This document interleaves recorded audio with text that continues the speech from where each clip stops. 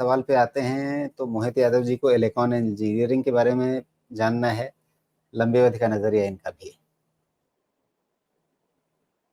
इलिकॉन। अब ये सब स्टॉक्स फिर से फेवरेट हो जाने चाहिए बाजार के। लेकिन यही है कि 4 तारीख का इंतजार करना चाहिए आपको। मल्टीपल्स उतने खराब नहीं हैं। इलिकॉन ग्रोथ ठीक ठाक दे रहे हैं, वैल्यूएशन ठीक ठाक है, कोई दिक्कत नहीं है, सेक्टर पोजीशनिंग ठीक है, और ट्रांसमिशन मटेरियल नहीं, खराबी नहीं है। अब एलिकॉन में मेन चीज़ बस इतना है कि 4 तारीख निकलने देना चाहिए आपको इन सब चीज़ों में। क्यों? क्योंकि फिर से टॉप बनना चाहिए एक बारी, इसका करेक्शन कूल ऑफ हो जाए या कहीं बॉटम बन जाए। अभी का क्या है एलिकॉन का, 1040 से लेके 1025 ही आप समझ लीजिए।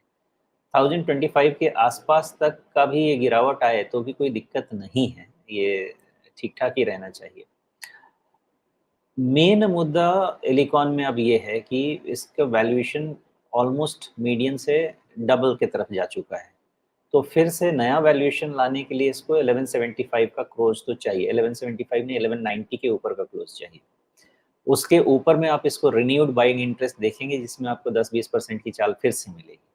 ये सब आपके लॉन्ग टर्म स्टैंड पॉइंट से अच्छे स्टॉक बनने चाहिए। लेकिन रन जिस तरह का हो चुका है, इस लेवल पे आप मुझे पूछेंगे इन्वेस्टमेंट, मुझे रिस्क ज़्यादा नज़र आए।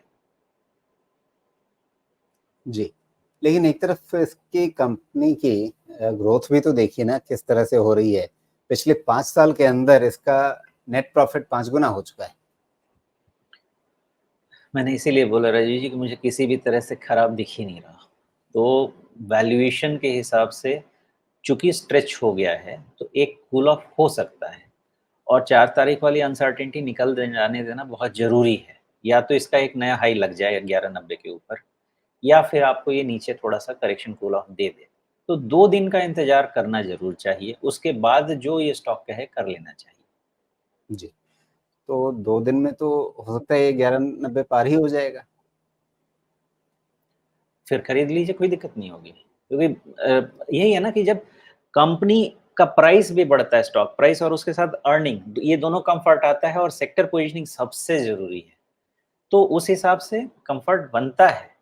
लेकिन अटकने वाली भी बात है ना। अब आप पूछेंगे कि मान लीजिए कि एकदम कंपल्सिव काम करना ही है, तो नहीं किया जा सकता ना। फिर आपको 1190 के ऊपर अगर निकल गया सीधा, तो आप लीजिए 10-25 का सपोर्ट और बने रहिए, कोई दिक्कत नहीं।